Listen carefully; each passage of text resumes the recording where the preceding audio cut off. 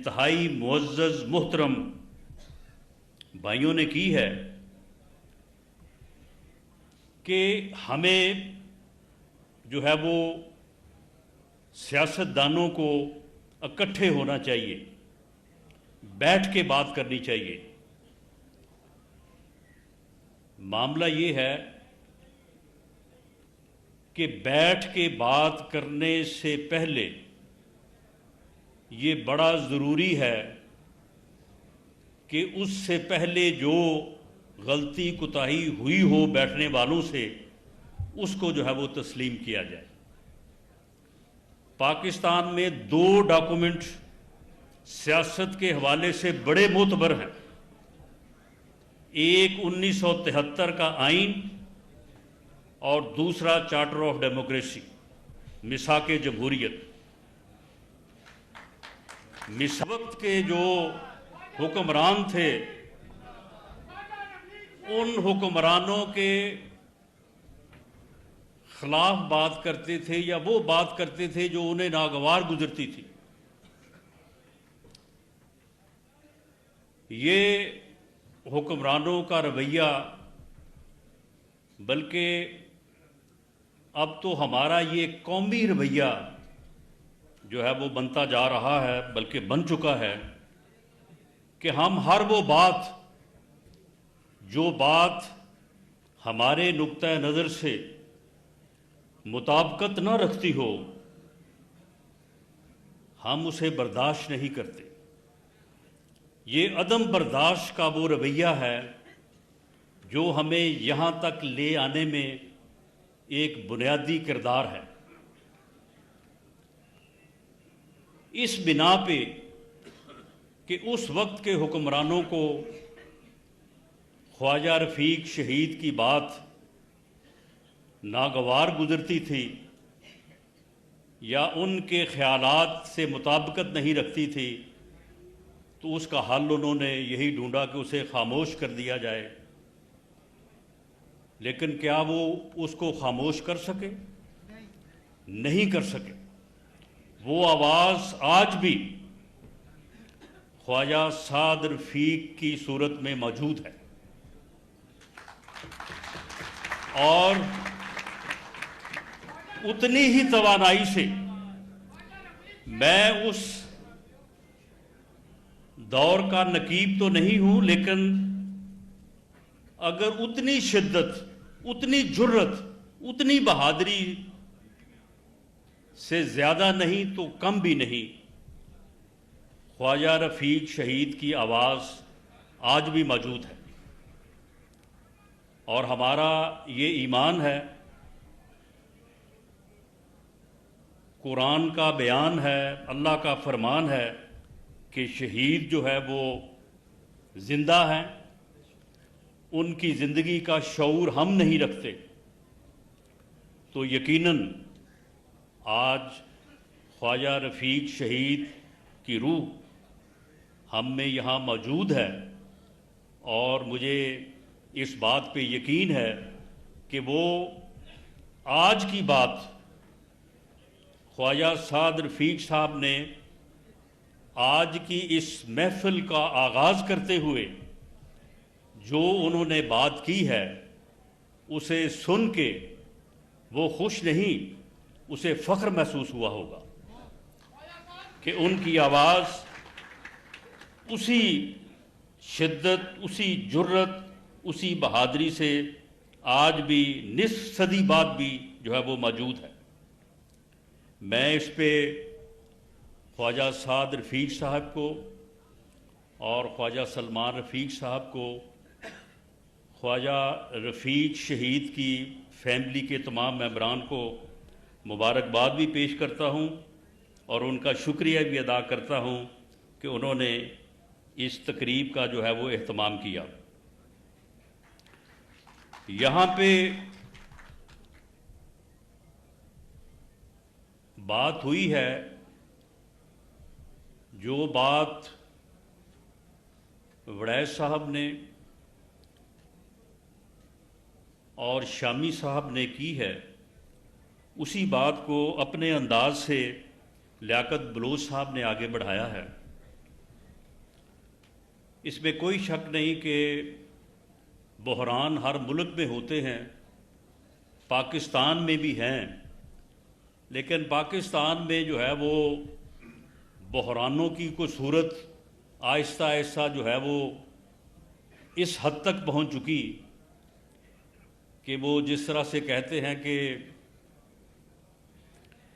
کہ ہم میں ہے دل بیتاب نہاں یا آپ دل بیتاب ہیں ہم۔ پاکستان میں بحران ہے یا پاکستان جو ہے کوئی بحران کی صورت ہے، جس قسم کے حالات جو ہے وہ آج سے 2-2.5 سال پہلے پیدا کر دیے گئے تھے۔ اگر ڈیفالٹ ہو جاتا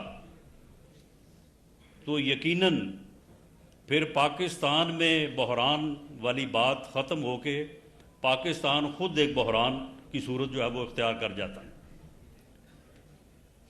اس پہ میں سمجھتا ہوں کہ موجودہ حکومت انڈر دی لیڈرشپ آف میاں شہباز شریف اور PMLN بطور جماعت کے اس بات کی مستحق ہے۔ ٹھیک ہے، ہمیں اس وجہ سے سیاسی طور پہ جو نقصان ہوا، شامی صاحب کی بات کو میں ایکسیپٹ کرتا ہوں کہ ہم انہیں میدانوں میں نہیں مل رہے، لیکن معاملہ یہ ہے کہ ان ایوانوں میں جن ایوانوں سے یہ ملک جو ہے یہ ڈیفالٹ سے بچا ہے، وہاں پہ ہم ہی موجود ہیں، اور ہم ہی نے جو ہے وہ سیاسی طور پہ نقصان برداشت کر کے جو ہے وہ اس ملک کو ڈیفالٹ سے بچایا ہے۔ ورنہ ڈیفالٹ میں دھکیلنے والوں نے جاتے جاتے ووٹ آف نو کانفیڈنس سے 10 دن پہلے جو پیٹرولیم کی قیمتوں میں جو کمی فرمائی تھی، وہ آخری دھکا تھا اس ملک کو کہ یہ ملک جو ہے وہ ڈیفالٹ کر جائے۔ میں اس بات سے اتفاق کرتا ہوں جو میرے دونوں انتہائی معزز محترم بھائیوں نے کی ہے کہ ہمیں جو ہے وہ سیاستدانوں کو اکٹھے ہونا چاہیے، بیٹھ کے بات کرنی چاہیے۔ معاملہ یہ ہے کہ بیٹھ کے بات کرنے سے پہلے یہ بڑا ضروری ہے کہ اس سے پہلے جو غلطی کوتاہی ہوئی ہو بیٹھنے والوں سے، اس کو جو ہے وہ تسلیم کیا جائے۔ پاکستان میں 2 ڈاکومنٹ سیاست کے حوالے سے بڑے معتبر ہیں، ایک 1973 کا آئین اور دوسرا چارٹر آف ڈیموکریسی، میثاق جمہوریت۔ میثاق جمہوریت میں دونوں لیڈرز نے اس وقت محترمہ بے نظیر بھٹو شہید اور میاں نواز شریف یہ بات اس وقت کی جو انہوں نے پریس کانفرنس کی، جو اس وقت ڈاکومنٹ سائن ہوا، جو اس وقت بیان جاری ہوا، یہ اس میں درج ہے کہ دونوں نے اس سے پہلے جو کوئی کمی کوتاہی غلطی ہوئی تھی اس کو انہوں نے جو ہے وہ تسلیم کیا، اور پھر جو ہے وہ بات آگے بڑھی۔ اب معاملہ یہ ہے کہ اگر مجھ سے یہ مطالبہ کیا جاتا ہے کہ میرا مینڈیٹ جو ہے یہ غلط ہے، اس لیے چھوڑ دیا جائے، وہ بھائی ابھی کل کی بات ہے، یہی آپ کے پاس تھا، اس وقت آپ نے کیوں نہیں چھوڑا؟ اس وقت آپ کو اس بات کا خیال کیوں نہیں آیا؟ اگر یہ کہا جا رہا ہے کہ جی ہمارے خلاف بڑے غلط مقدمات قائم ہو گئے، بڑے جھوٹے مقدمات جو ہے وہ قائم ہوئے ہیں. ابھی کل کی بات ہے، آپ نے اس طرح کے بے شمار مقدمے جو ہے وہ قائم کیے تھے. اس وقت تو کبھی آپ کو یہ خیال نہ آیا کہ یہ سارا کچھ جو ہے وہ کر رہے ہیں. اگر مذاکرات نے کامیاب ہونا ہے، ہم پورے خلوص نیت سے ان کو کامیاب کرنا چاہتے ہیں. میرے بھائی خواجہ سعد رفیق صاحب ایسے ہے کہ کمیٹی کے جو رکن ہیں وہ آپ ایسے ہی سمجھیں کہ وہ سارے جو ہیں وہ اداکار ہیں، جو پروڈیوسر ہدایت کار ہے وہ خواجہ سعد رفیق صاحب ہیں.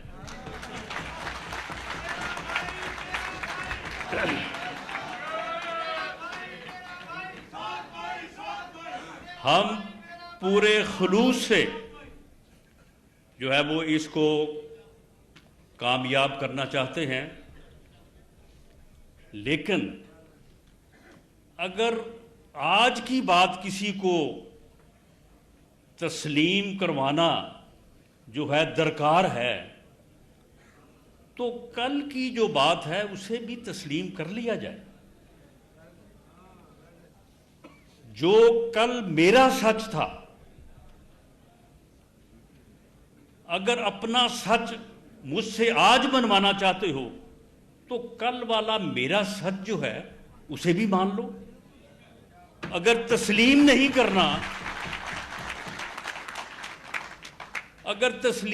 کرنا تو چلو افسوس کا اظہار ہی کر دو.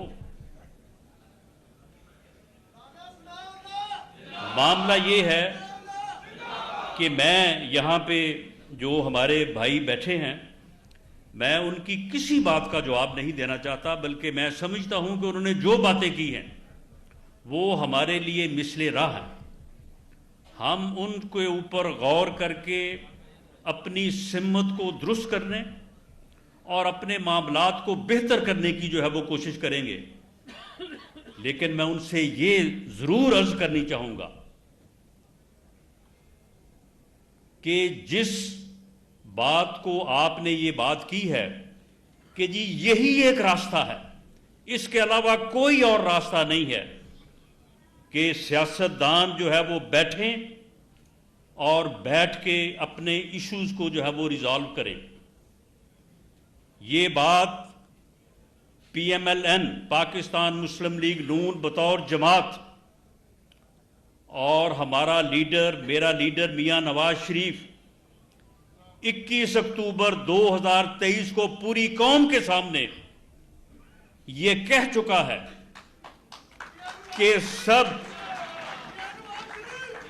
کہ ملک، ان کے یہ الفاظ ہیں کہ ملک اس وقت جس بحران کا شکار ہے، میرا 40 سالہ سیاست کا یہ تجربہ ہے کہ جب تک ہم سب سر جوڑ کے نہیں بیٹھیں گے اس وقت تک اس بحران سے نہیں نکل سکیں گے. کیا میں یہ کہنے کی یا بات سامنے رکھنے کی جسارت کر سکتا ہوں کہ اس اتنی بڑی بات کے بعد کسی کی طرف سے یا جن کی طرف سے یہ جواب آنا چاہیے تھا ان کی طرف سے کوئی جواب آیا؟ میں معذرت سے عرض کروں گا کہ 26 نومبر 2024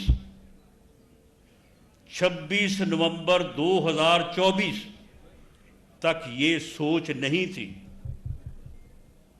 اس وقت تک سوچ بھی وہی تھی، کوشش بھی وہی تھی کہ جس طرح سے مثال دی جاتی رہی ہے، اور یہ باتیں عام طور پہ ان کے لوگ جو ہے وہ کرتے رہے ہیں، ہمیں واٹس ایپ میسج بھیجتے رہے ہیں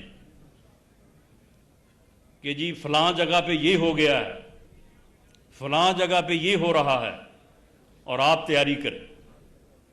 یہ رویہ جو ہے یہ 26 نومبر تک تھا۔ میں آخر میں اپنی بات کو یہاں پہ جو ہے وہ ختم کروں گا۔ خواجہ سعد رفیق صاحب نے 7 نام لیے ہیں، بڑے معتبر نام ہیں، بہت معزز اور قومی رہنما ہیں۔ ان میں اور بھی اضافہ کیا جا سکتا ہے 2-4 ناموں کا۔ صحافت کے میدان سے ہمارے جو بھائی یہاں پہ موجود ہیں اسٹیج پہ، ان سے بڑھ کے اور کون اس بات کا دائی ہو سکتا ہے؟ لیکن اس میں اگر 3 نام اور شامل کر لیے جائیں اور ان کی سوچ وہی ہو جو 21 اکتوبر 2023 کو میاں نواز شریف کی تھی، تو میں یہ کہتا ہوں کہ یہ جو بحران 70 سالوں سے اس ملک کو گھیرے ہوئے ہیں، یہ 70 دنوں میں ختم ہو سکتے ہیں۔ ان ناموں میں میاں نواز شریف کا نام ہونا چاہیے، ان ناموں میں عمران خان صاحب کا نام بھی ہونا چاہیے، اور ان ناموں میں آصف علی زرداری صاحب کا بھی نام ہونا چاہیے۔ یہ لوگ بیٹھ جائیں، کیا مذاکراتی ٹیمیں خواجہ سعد رفیق صاحب، کیا وہاں پہ جو بھی مذاکرات ہوں گے ان سے جو بھی رپورٹ وہاں پہ موقف بنے گا وہ آپ کی آڈیٹنگ کے بعد کیا وہ لیڈرشپ کو پیش نہیں ہوگا؟ کیا ہم اپنے طور پہ وہاں پہ میں یا سردار ایاز صادق صاحب یا باقی لوگ جو ہیں وہ ہم وہاں پہ ڈیسائیڈ کر دیں گے؟ اور اسی طرح سے جو پیپلز پارٹی کے دوست وہاں پہ بیٹھے ہیں تو کیا وہ زرداری صاحب کو اعتماد میں نہیں لیں گے؟ اور جو پی ٹی آئی کی ٹیم بیٹھی ہے وہ تو ایک لفظ کا جو ہے وہ اضافہ یا کمی جو ہے وہ نہیں کرے گی۔ تو پھر ان لوگوں کے اوپر جتنے بھی یہ نام ہو جائیں، 10 ہو جائیں، 11 ہو جائیں، کیا پھر یہ بحرانی کیفیت جو ہے اس کے پھر وہ ان میں سے وہ لوگ ذمہ دار نہیں ہیں جو اس مقصد کے تحت، اس سوچ کے تحت جو ہے وہ بیٹھنے کو تیار نہیں ہیں؟ ہمارے بس میں جو ہے، ہم نے تو خواجہ آصف صاحب، وہ خواجہ آصف صاحب کی جو یعنی اس معاملے میں ان کا بعض اوقات جو ان کے جو ہے وہ خیالات و ارشادات ہوتے ہیں، اس کی بھی ایک بیک گراؤنڈ ہے۔ انہوں نے بھی جو ہے وہ جو مشکلات دیکھی ہیں، ان کے ساتھ جو سلوک ہوتا رہا ہے خواجہ سعد رفیق صاحب کے ساتھ، میرے ساتھ، باقیوں کے ساتھ، لیکن اس کے باوجود خواجہ آصف صاحب کو بھی ہم نے مذاکرات کا حامی جو ہے وہ بنایا ہے، اور وہ بھی اس عمل کو جو ہے وہ پوری طرح سے سپورٹ کر رہے ہیں۔ لیکن ان کے آگے بڑھنے کا جو طریقہ کار ہے وہ تو وہی ہے جو میں نے جو ہے وہ عرض کیا ہے، اور اس مقصد کے لیے میں سمجھتا ہوں کہ ہمارے جو یہاں پہ صحافی، ہمارے جو معززین یہاں پہ بیٹھے ہیں اور جو یہاں پہ نہیں بھی موجود، انہیں جو ہے یہ کردار جو ہے وہ ادا کرنا چاہیے۔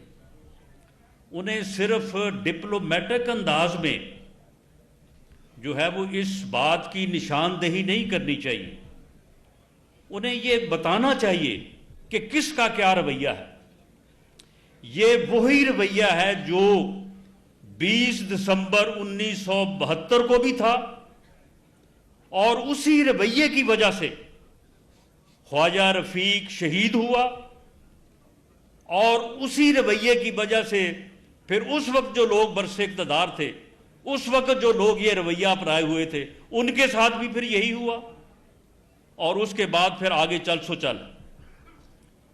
تو ان رویوں میں اگر کسی نے بہتری لائی ہے تو اس کو اپریشیٹ، اور جو بہتری نہیں لا رہا، جو ہٹ درمی کا شکار ہے، جو ضد کا شکار ہے، اس کی بھی جو ہے وہ نشاندہی ہونی چاہیے۔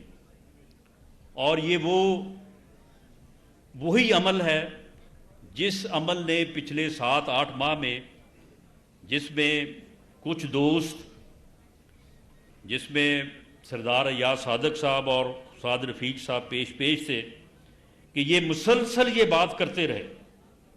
آج بھی جو بات یہاں پہ ہوئی ہے، اس تقریب سے اور اس سٹیج سے جو باتیں آج ہوئی ہیں، یہ کوئی یہ نہ سمجھے کہ یہ صرف جی ایک جو ہے وہ پروگرام ہو گیا برسی کا، اور اس میں فلاں نے یہ کہہ دیا، فلاں نے وہ کہہ دیا۔ نہیں، اس کا بھی اس عمل میں جو ہے وہ ایک بڑا کلیدی رول ہوگا۔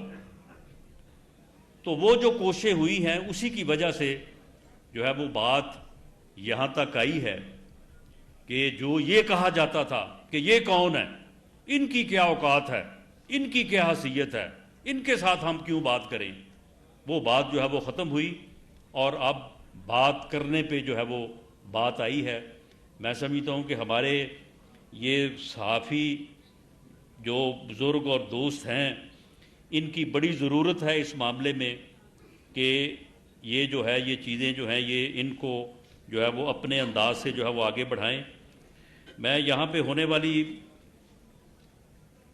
کسی بات کا، جسے میں نے بات کی، کہ میں جواب تو نہیں دینا چاہتا، لیکن ایک بات میں ضرور کہنی چاہوں گا کہ جس ملک کا کرمنل جوڈیشل سسٹم بالکل جو ہے وہ جواب دے چکا ہو، ختم ہو چکا ہو، اور اس خط کے ختم ہونے کی وجوہات جو ہے اب اس میں نہیں جانا چاہتا، کہ وہاں جہاں پہ اس سسٹم کو بہتر کرنے کے لیے جو ہے وہ کام ہونا چاہیے تھا، وہاں پہ کیا ہوتا رہا، وہاں پہ کس کی جو ہے وہ حمایت اور کس کی اگاڑ پچھاڑ ہوتی رہی، کس کو لانے کے لیے اور کس کو جو ہے وہ نکالنے کے لیے جو ہے وہ کام ہوتا رہا۔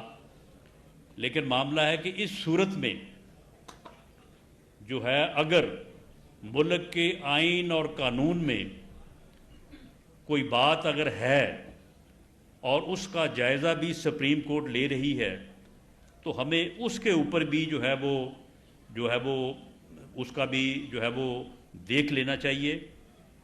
سیاسی سرگرمیاں جو ہے وہ درست ہیں، سیاسی سرگرمیوں کے اوپر قطعی طور پہ کوئی ایسا عمل جو ہے وہ نہیں ہونا چاہیے، لیکن کسی کے گھر کو آگ لگانا جو ہے یہ کوئی سیاسی عمل نہیں ہے، یہ کوئی سیاسی ایکٹیویٹی نہیں ہے کہ آپ جو ہے وہ اپنے مخالفین یا جن سے آپ کو اعتراض ہو ان کی آپ جان لے لیں، یا آپ جو ہے وہ جا کے لوگوں کے گھروں کو جو ہے وہ آگ لگا دیں۔